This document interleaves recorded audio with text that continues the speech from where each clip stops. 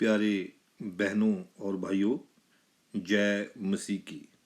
सत श्री अकाल, नमस्ते। क्या परमेश्वर किसी को नरक में भेज सकता है?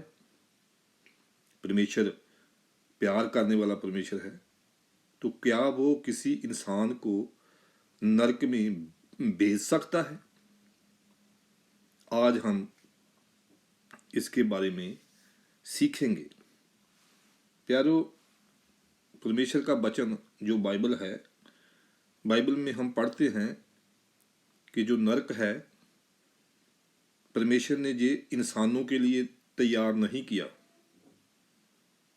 नरक परमेश्वर ने इंसानों के लिए तैयार नहीं किया। नरक शैतान के लिए और शैतान के दूतों के लिए तैयार किया गया है। मैं परमेश्वर के वचन में से पढ़ूंगा। मत्ती की अंजील उसका 25 अध्याय उसकी 41 आयत पढ़ेंगे, जहाँ लिखा है, तब वह बाईं ओर वालों से कहेगा, हे शापित लोगों, मेरे सामने से उस अनंत आग में चले जाओ जो शैतान और उसके दूतों के लिए तैयार की गई है। देखो, जहाँ वचन हमें बताता है कि जो नरक है वो शैतान और उसके दूतों के लिए तैयार की गई है। मेरे प्यारों, इसलिए परमेश्वर किसी इंसान को नरक भेजना नहीं चाहता। गौर से सुनो, परमेश्वर किसी इंसान को नरक भेजना नहीं चाहता और ना वो किसी इंसान को नरक भेजता है। वो नहीं भेजता। प्यारो, जब हम परमेश्वर का वचन बाइबल पढ़ते हैं, हमें परमेश्वर का वचन बताता है कि दुनिया का, संसार का पहला इंसान जब परमेश्वर ने रचकर धरती पर रखा था, तो उसे परमेश्वर ने अपना नियम दिया था कि तुमने ये नहीं करना। एक हुक्म दिया था कि ये तुम नहीं करना, ये पाप होगा तेरे लिए। जब जिस दिन तुम ये करेगा तो तू जरूर मरेगा। तो प्यारो, संसार के पहले इंसान आदम ने पाप कर लिया, तो जब उसकी संतान हुई, हम लोग हुए, तो हम पाप में पैदा हुए। इसलिए हम सब पापी हैं। वचन बताता, सब पापी हैं। कोई इंसान ये नहीं कह सकता कि मैं पापी नहीं हूं, मैंने कभी पाप नहीं किया। अगर कोई ऐसा कहता है तो वो अपने आप को, खुद को धोखा देता है। जब हम रोमियो 6 बाब उसकी 23 आयत पढ़ते हैं, तो वचन हमें बताता है कि जो पाप है इसकी मजदूरी मौत है। पाप के कारण हम बीमार होते हैं, बूढ़े होते हैं और मर जाते हैं। मेरे प्यारों, तो वचन हमें बताता है, ये बाइबल जो है, परमेश्वर का वचन बताता है कि परमेश्वर नहीं चाहता कि कोई मरे। परमेश्वर नहीं चाहता कि कोई मरे। मेरे प्यारों, मैं वचन में से पढ़ूंगा।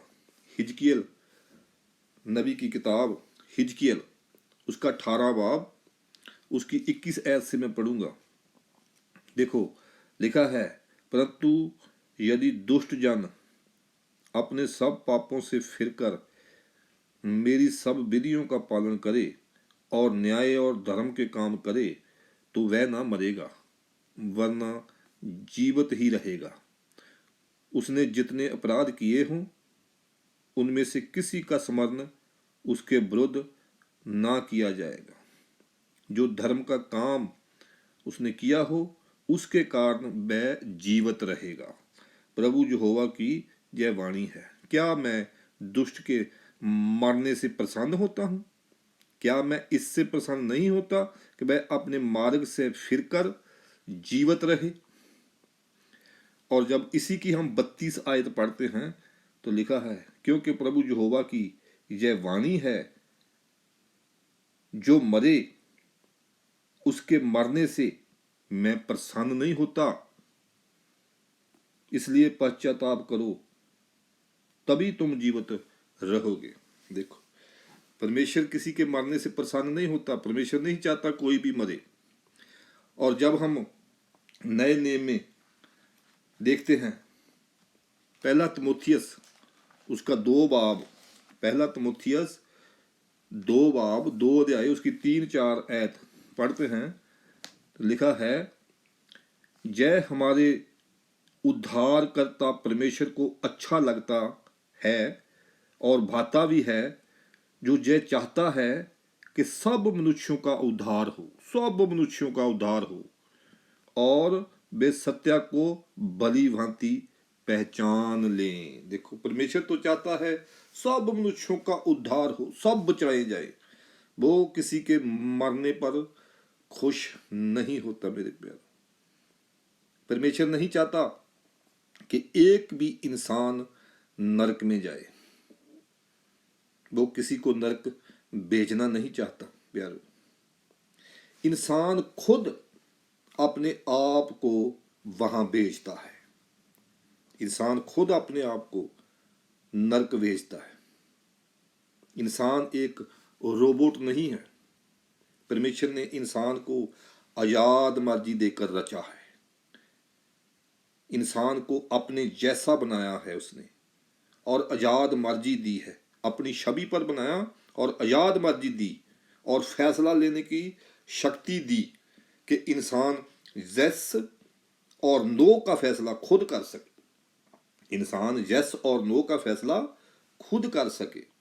प्यारो, जो रास्ता नरक को जाता है वो शैतान ने बनाया है, शैतान ने इंसानों के वहां जाने के लिए वो रास्ता तैयार किया है कि हर एक इंसान जो है वो भी मेरे साथ वहां जाए।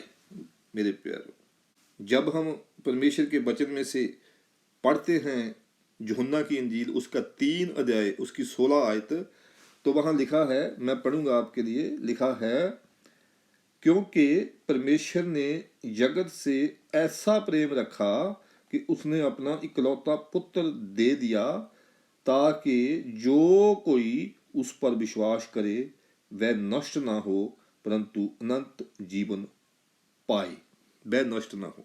देखो, ये जो रास्ता है जो परमेश्वर ने अपनी योजना से बनाया है, तैयार किया है इंसानों के लिए, ये पूरे जगत के लिए खुला है प्यारो, पूरे जगत के लिए, पूरे संसार के लिए। जहां लिखा है क्योंकि परमेश्वर ने जगत से ऐसा प्रेम रखा कि उसने अपना इकलौता पुत्र दे दिया। मेरे प्यारो, प्रभु यीशु की सलीब को परमेश्वर ने वो रास्ता बना दिया, प्रभु यीशु की सलीब को वो रास्ता बना दिया। और ये रास्ता जो है ये पूरे संसार के लिए, पूरे जगत के लिए खुला है।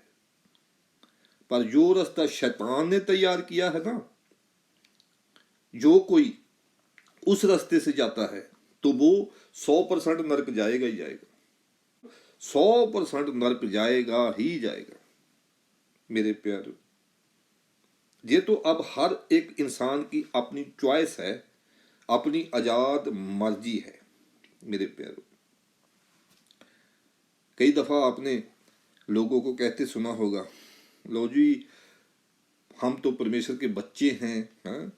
तो परमेश्वर तो प्यार करने वाला परमेश्वर है, वो अपने बच्चों को नरक कैसे भेजेगा, वो कैसे भेज सकता है, वो तो प्यार करने वाला परमेश्वर है, वो अपने बच्चों को नरक कैसे भेज सकता है। यारो, बिल्कुल सही बात है, परमेश्वर अपने बच्चों को कभी नरक नहीं भेजता। अगर हम उसके बनाए हुए रास्ते को एक्सेप्ट करते तब, अगर हम उसके बनाए हुए रास्ते को एक्सेप्ट नहीं करते तो फिर हम उसके बेटे बेटियां कैसे हुए भाई? फिर हम उसके बेटे बेटियां नहीं हैं, फिर हम उसके बच्चे नहीं हैं। मेरे प्यारे, उसके बनाए हुए रास्ते को स्वीकार करना होगा और उस पर विश्वास करना होगा, तब हम उसके बच्चे बनते हैं। मेरे प्यारे, जब हम यूहन्ना की अंजील उसका 1 बाब 1 अध्याय उसकी 12 आयत पढ़ते हैं तो वहां क्लियर किया गया है, लिखा हुआ है, देखो मैं पढ़ूंगा, परंतु जितनों ने उसे ग्रहण किया उसने उन्हें परमेश्वर की संतान होने का अधिकार दिया, संतान होने का, बेटे बेटियां होने का, बच्चे होने का अधिकार दिया। अर्थात उन्हें जो उसके नाम पर विश्वास रखते हैं। देखो प्यार, और ये पाप है जो आपको परमेश्वर के कानून को, परमेश्वर की योजना को, परमेश्वर के रास्ते को एक्सेप्ट करने से रोकता है, उसको मानने से रोकता है, उसको कबूल करने से रोकता है। ये पाप है मेरे प्यारों, ये पाप है। पाप प्रभु यीशु की सलीब की जो कथा है, सलीब की कथा को आपके जीवन में आने से रोकता है। शैतान चाहता है कि जो सलीब की कथा है वो आपके जीवन में दाखिल ना हो सके। वो नहीं चाहता कि कोई उस रास्ते की तरफ मुड़ जाए। मेरे प्यारो, ये परमेश्वर की कुदरत है, परमेश्वर का लॉ है। जो इस लॉ को स्वीकार नहीं करेगा वो तो जरूर मरेगा भाई, वो तो जरूर मरेगा 100%। जो परमेश्वर के लॉ को तोड़ता है वो मरेगा भाई। परमेश्वर का एक लॉ है, नियम है, कानून है। जो उस लॉ को तोड़ेगा वो मरेगा, वो तो नरक जाएगा। मेरे प्यारों, मिसाल के तौर पर जिस तरह कुदरत का लॉ है, ग्रेविटी, गुरुत्वा शक्ति, ग्रेविटी आप जानते हैं। ये गुरुत्वा शक्ति जो है, जो ग्रेविटी है, ये हमारी देखभाल करती है, हमारी देखभाल करती है, हमें संभाल कर रखती है। मेरे प्यारों, अब आप कहोगे कि देखो परमेश्वर कैसा हमें प्रेम करने वाला परमेश्वर है, प्यार करने वाला परमेश्वर है, हमारा कितना ख्याल रखता है ना। पर अगर आप ऊंची बिल्डिंग पर जाकर ऊंची जगह से छलांग लगाओगे तो प्यारो मरोगे ही मरोगे, मरोगे ही मरोगे। नीचे गिरोगे तो गंभीर चोटें पहुंचेंगी।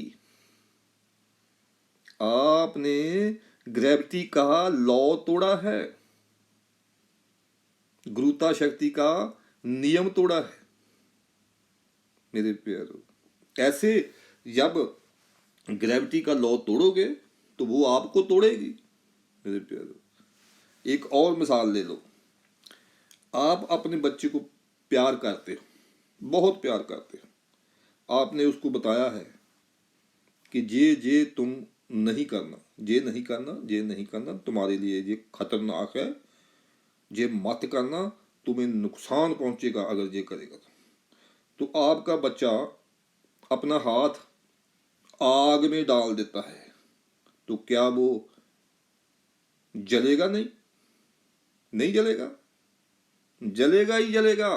मेरे प्यारे, आग के हमें बहुत फायदे हैं, पर आग का लॉ तोड़ोगे तो जल जाओगे, नियम तोड़ोगे ना तो जल जाओगे। पानी के हमें कितने फायदे हैं, पर अगर पानी का लॉ तोड़ोगे तो डूबोगे, वो आपको डुबोएगा। मेरे प्यारो, बिल्कुल इसी तरह पाप इंसान को मारता है, पाप इंसान को नरक में लेकर जाता है, पाप लेकर जाता है। परमेश्वर के नियम को नहीं मानोगे तो नरक में जाओगे, और इसके जिम्मेवार आप खुद हैं। आप खुद अपने आप को नरक भेज रहे हैं, परमेश्वर नहीं भेजता। परमेश्वर सबको बचाना चाहता है। मेरे प्यारे, आमीन, आमीन।